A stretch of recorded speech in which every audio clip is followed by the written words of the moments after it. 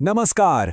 आज के इस एक्सप्लेनर में हम दुनिया के सबसे पॉपुलर मैसेजिंग प्लेटफॉर्म के भविष्य पर नजर डालने वाले हैं। दरअसल अब ये ऐप सिर्फ मैसेज भेजने तक सीमित नहीं रह गया है, बल्कि बहुत तेजी से एक सुपर ऐप में बदल रहा है। आज हम 2026 में आने वाले कुछ कमाल के फीचर्स, डेटा को सेफ रखने वाली सिक्योरिटी और टेलीग्राम जैसे कड़े प्रतिद्वंदी के साथ इसकी टक्कर का गहराई से विश्लेषण करेंगे।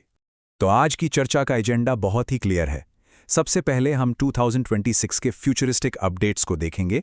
इसके बाद एंड टू एंड एन्क्रिप्शन यानी E2EE के काम करने के तरीके को डिकोड किया जाएगा।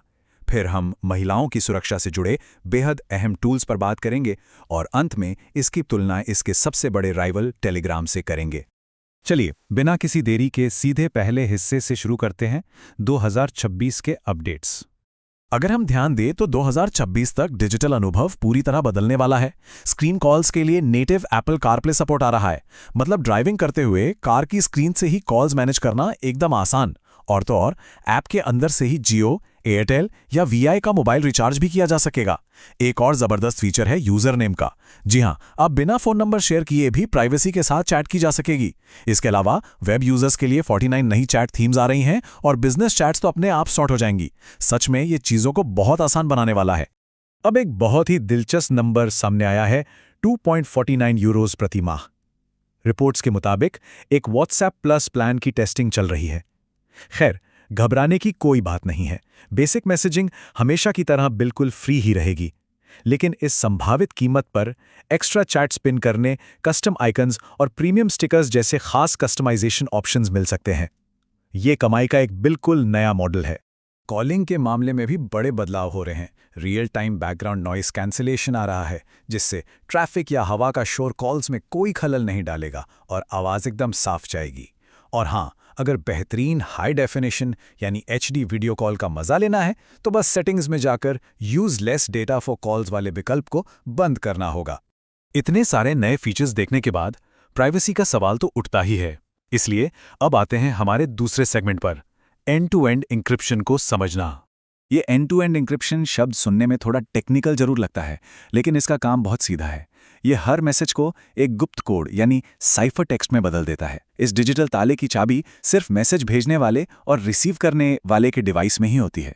इसका सीधा सा मतलब है कि बीच में कोई भी, यहाँ तक कि सर्वर्स या टेलीकॉम ऑपरेटर्स भी इन मैसेजेस को नहीं पढ़ सकते। ये प्राइवेसी के लिए एक बहुत मजबूत ढाल है। लेकिन इस तगड़ी सिक्योरिटी के दो अलग अलग पहलू हैं। फायदों की बात करें तो ये हमें हैकर्स, डेटा चोरी और किसी भी तरह की जासूसी से पूरी तरह बचाता है। लेकिन इसका एक दूसरा साइड भी है।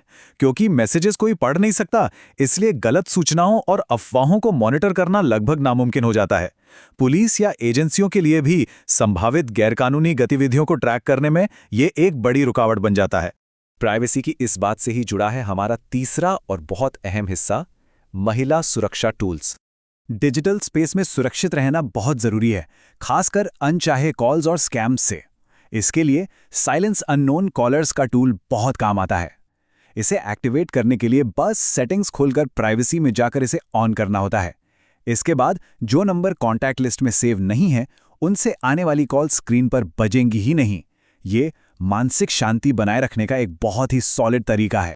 एक और बहुत जरूरी प्राइवेसी फीचर है अपनी पहचान को सुरक्षित रखना। प्राइवेसी सेटिंग्स में जाकर प्रोफाइल फोटो या अबाउट सेक्शन को नोबडी पर सेट किया जा सकता है। इससे फायदा ये होता है कि कोई भी अनजान इंसान या स्पैमर हमारी फोटो या स्टेटस नहीं देख पाता।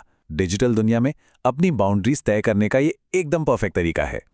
और अगर कोई नंबर लगातार दुर्व्यवहार कर रहा हो तो ब्लॉक और रिपोर्ट का हथियार तो हमेशा मौजूद है ही। ये टूल न सिर्फ उस नंबर को ब्लॉक करता है, बल्कि मॉनिटरिंग टीम को सीधे एक रिपोर्ट भी भेज देता है। अगर शिकायत सही पाई जाती है तो उस अकाउंट को हमेशा के लिए बैन किया जा सकता है।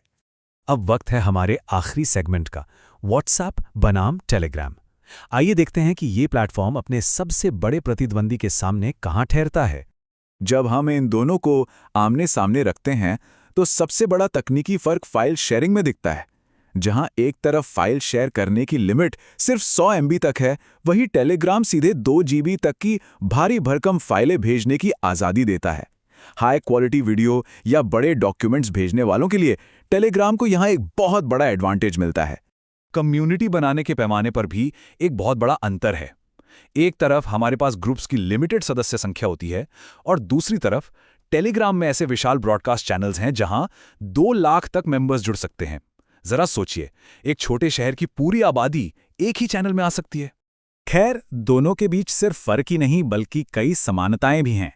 दोनों ही प्लेटफॉर्म्स शानदार एंड-टू-एंड एन्क्रिप्शन देते हैं। दोनों में ही बिजनेस टूल्स और बॉट्स की सुविधा है और दोनों को ही मोबाइल से लेकर डेस्कटॉप तक इस्तेमाल किया जा सकता है।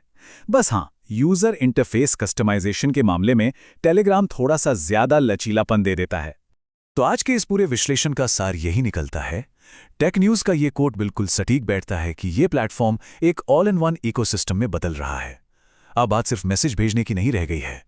पेमेंट्स, यूजर नेम्स और बिजनेस ऑटोमेशन सब कुछ एक ही जगह, और वो भी कड़ी सुरक्षा के साथ मिल रहा है। अब इस एक्सप्लेनर को खत्म करते हुए एक बड़ा सवाल सामने आता है। 2026 के इन शानदार फीचर्स और एकदम सॉलिड प्राइवेसी के होते हुए भी क्या टेलीग्राम जैसे कॉम्पिटिटर्स की मौजूदगी में ये ऐप हमारी पहली पसंद बना रहेगा? इस सवाल का जवाब तो आने वाला वक्त ही देगा, लेकिन ये सोचने वाली बात जरूर है। इस विश्लेषण में हमारे साथ जुड़ने के लिए धन्यवाद।